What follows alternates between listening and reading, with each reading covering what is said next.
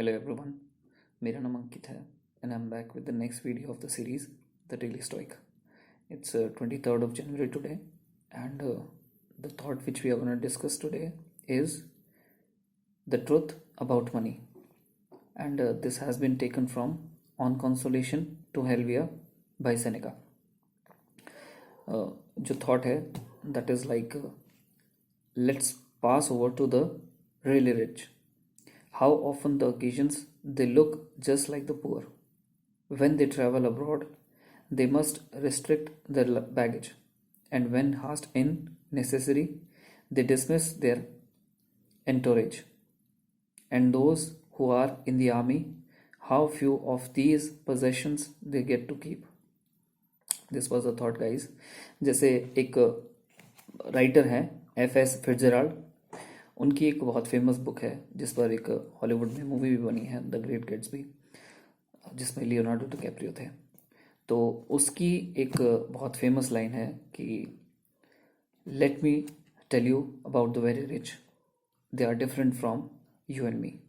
तो ये एक बहुत फेमस लाइन है उस बुक की भी और उस जो मूवी बनी थी उसकी भी. तो इस लाइन से जो है वो what he is trying two implies कि जो रिच जो लोग होते हैं, वेरी रिच काइंड, तो दे आर समवट डिफरेंट. वो कुछ डिफरेंट होते हैं आपसे और मुझसे. कुछ ऐसी कैरेक्टरिस्टिक्स की वो सोचते हैं कि शायद वो जो हमारे में और आप में है वो उससे अलग है. उनके पास कुछ ऐसी चीज़ें उस बुक से ये पार्ट बताया गया है. तो ऐसा हमें भी लग सकता है कई बार कि जो रिच पीपल होते हैं, जो अमीर आदमी होते हैं, एलीट क्लास, वो हमसे ज़्यादा खुश होंगे. हमें ऐसा कई बार लग सकता है इस चीज़ को देख के. But this can never be the case.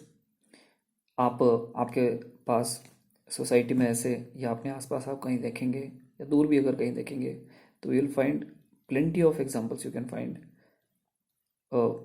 जिसमें आप ये समझ पाएंगे कि even after being very affluent, they are not that happy, and they also face kind of difficulties and problems and the things which a regular and ordinary person faces. जैसे आप example ले सकते हैं second richest person on this planet, Jeff Bezos का. कुछ time पहले ही उनका divorce हुआ है. तो this is a very normal phenomena. इतना पैसा होने के बाद भी he is going through a divorce. That means ऐसी कुछ चीज़ें हैं उनकी लाइफ में भी जो डिस्टर्बेंस क्रिएट करती हैं. And he is not he would not have been very happy with his wife. That is why he has gone through that divorce.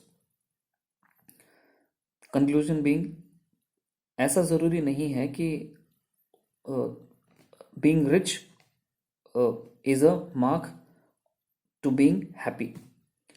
ऐसा ज़रूरी नहीं है बिल्कुल भी, क्योंकि जो इंटरनल जो प्रॉब्लम्स हैं उनका सल्यूशन कभी भी एक्सटर्नल चीज़ों से नहीं हो सकता. अगर आपके अंदर कोई इनर टर्मोइल है तो that can't be calmed down by attaining some materialistic thing.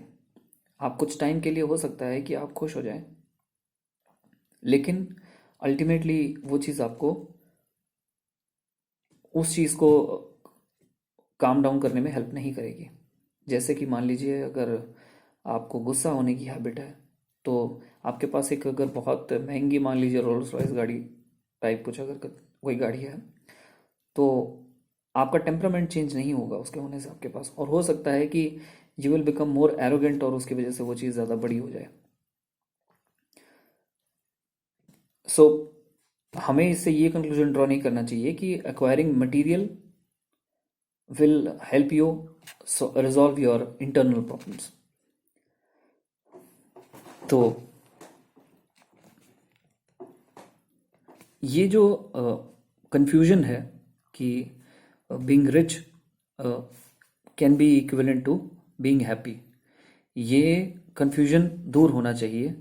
और इसको दूर करने का तरीका ये है कि यू थिंक, आप इस चीज़ को देखिए कि आप एक बार ये सोचिए कि कोई चीज़ अगर आपको ऐसा लगता है कि after attaining that particular thing you will become more happier, you will become happier, तो आप उस चीज़ को एक बार अटेन करिए, फिर आप कंपैरिजन करिए कि क्या जेन्युइनली आप इंटरनली खुश हुए हैं उस चीज़ की वजह से या नहीं।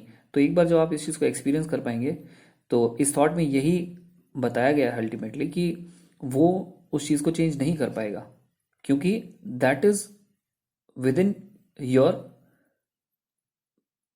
कंट्रोल, वो चीज़ आपके कंट्रोल में है, वो चीज़ उस मटेरियलिस्टिक थिंग के कंट्रोल में नहीं है। तो अगर आपको उस चीज़ को चेंज करना है तो you will have to change your inside, आपको अंदर से उस चीज़ को चेंज करना होगा, आपको अपने थॉट्स को चेंज करना होगा। तो उसकी वजह से एक हेल्दी चेंज आएगा, ना कि कोई मटेरियलिस्टिक चीज़ एक्वायर करने की या अपने पास बढ़ा लेने से उस चीज़ से कोई हेल्प होगा। आप देखेंगे कि बहुत सारे एफ्लुएंट लोग हैं, बहुत रिच ऑपुलेंट लोग हैं, वो सुसाइड करते हैं। तो इसका मतलब ये है, इससे बहुत आप इजीली अगर आप एनालाइज करेंगे तो आप ये कंक्लूजन बहुत आसानी से ड्रॉ कर पाएंगे कि बहुत ज़्यादा रिच होना कोई गारंटी नहीं है इस चीज़ की कि आप खुश होंगे। लाइफ में बहुत छोटी छोटी चीज़ें होती हैं जो आपको खुशियाँ प्रोवाइड कर सकती हैं। तो आप अल्टीमेटली यही कंक्लूजन ड्रॉ करेंगे कि आप उसी सिचुएशन में ज़्यादा खुश थे। तो this was the thought for today guys, I hope you like it, thanks a lot and have a good night.